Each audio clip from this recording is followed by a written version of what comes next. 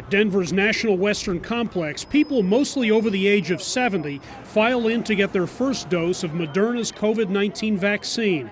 For many, it can't come soon enough. I want to see my grandchildren and hug and kiss them, and I can't. 5,000 shots will be administered on this day. This is our way out of the pandemic, is to get everybody vaccinated. J.P. Vallon is with SCL Health, which held this event specifically for vulnerable populations in communities of color. We are more likely to be infected, but also more likely to be hospitalized and more likely to die. Deirdre Johnson is with the Center for African American Health. Government statistics show that blacks and other people of color die from COVID-19 at a rate nearly 3 times that of whites.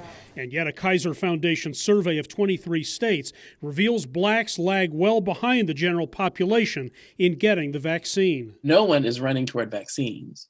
We just happen to be a group that has kind of historical reasons for that distrust. That mistrust goes way back. The infamous Tuskegee syphilis experiments and myths like blacks tolerate pain better have helped fuel African Americans' deep unease with the medical profession. Access to medical care is always an issue, and the term for the current vaccine effort, Operation Warp Speed, has also made many vaccine hesitant. All that kind of creates a haze around making this decision.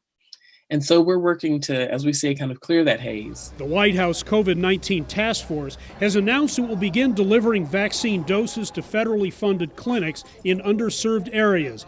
Community health centers in Texas are inoculating majority-minority patient populations right now. There are a whole bunch of different strategies that we're going to need to take to be able to reach this community. There's not a one-size-fits-all solution for reaching this population. SCL recruited patients from more than 36 organizations for its event, including one that serves the LGBTQ community. I have never been so excited to have a stranger, stick me with a sharp object. Many folks from the LGBTQ community are part of the service industry, or retail workers, or frontline workers, healthcare workers. The same is true of the black community, contributing to their already above-average medical risk, adding to the urgency of getting doses out, getting grandma back with grandkids, and closing the vaccine racial gap. I'm just over the moon.